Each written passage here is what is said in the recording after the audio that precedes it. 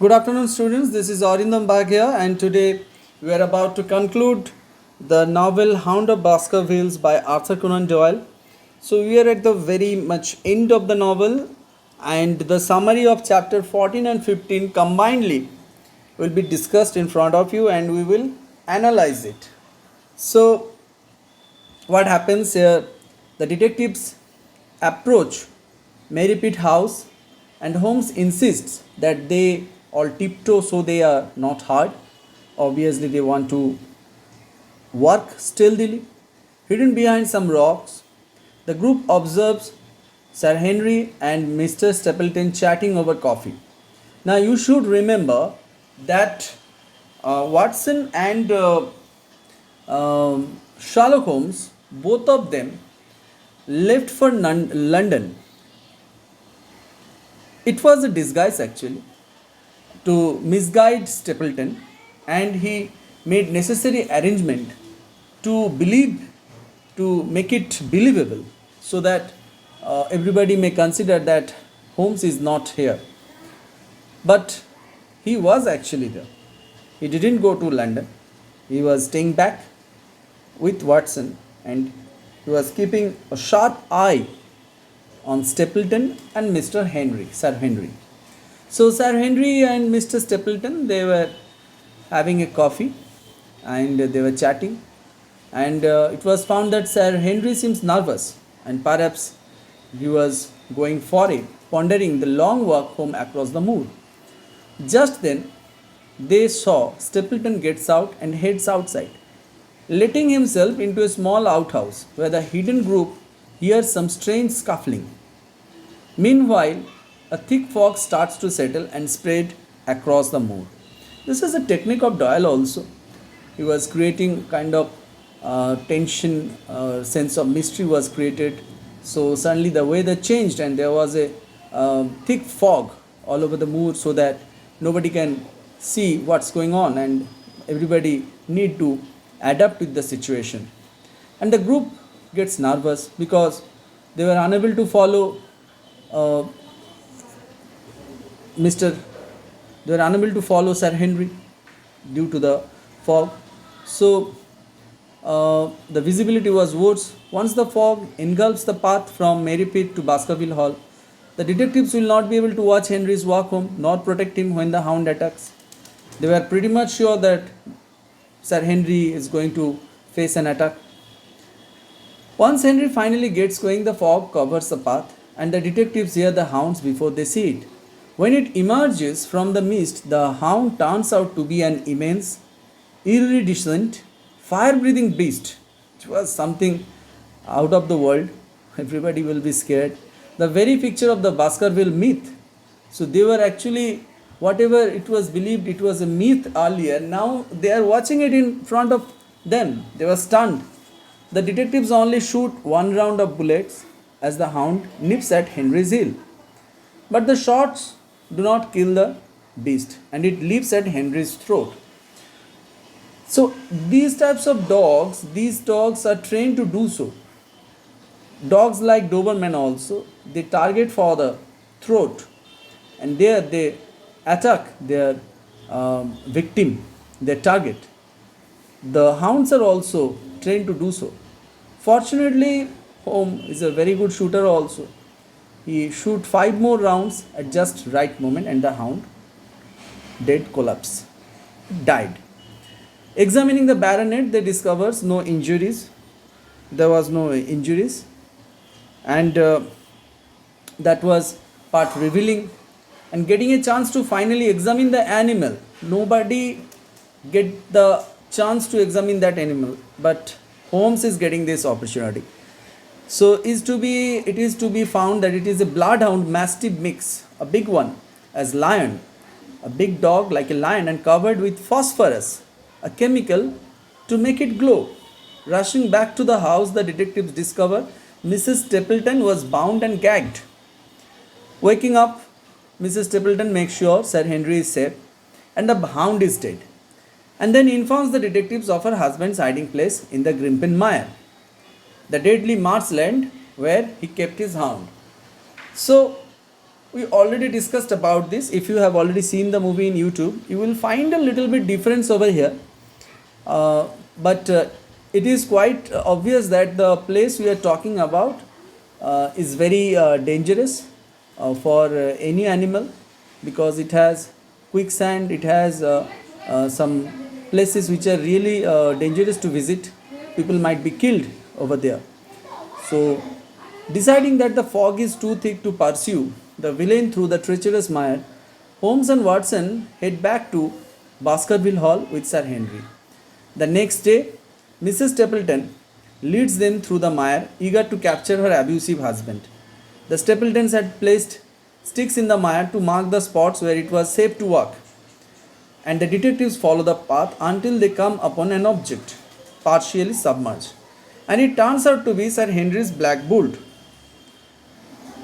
I hope you remember Sir Henry lost his boot when he was in London. So finally, the boot has been found over here, which Stapleton used to set his hound on Henry's trail, and then then threw to the ground as he made his escape.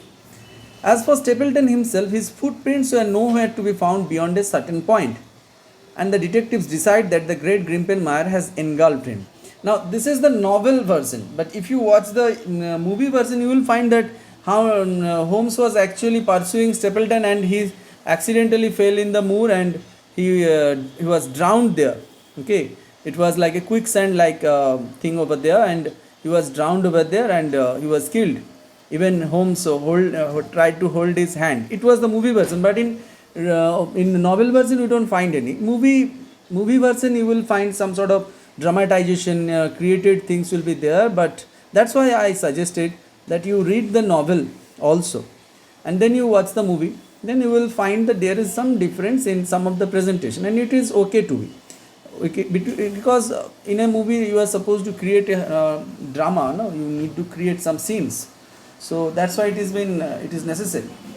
So when they reach his lair, they discover the place where the hound was kept, hidden away but still audible of miles around. Hound, these dogs are very furious, and their sounds can be hound from a long distance. The villain brought his hound to Merripit only the last day, so dangerous was the risk of discovery. The detectives also find the phosphorus used to make the beast glow, scary enough to frighten Sir Charles to death. So, this is what happens. Now, back in London, Henry and Mortimer calls on the detectives to get the full rundown of the confusing case. Holmes explains that Stapleton was actually the son of Roger Baskerville, another Baskerville, Charles' younger brother, who moved to South America. So now you realize that actually he was trying to scare the other Baskervilles so that he might claim the property, and was presumed dead. Stapleton, or Sir Roger Baskerville Jr., lived in South America and married Beryl Garcia of Costa Rica, the dark and lisping beauty masquerading as his sister. Having embezzled public money, Roger fled to England. Happens now when you are dealing with public money and you misused it or mishandled it. There might be case, people will be after you.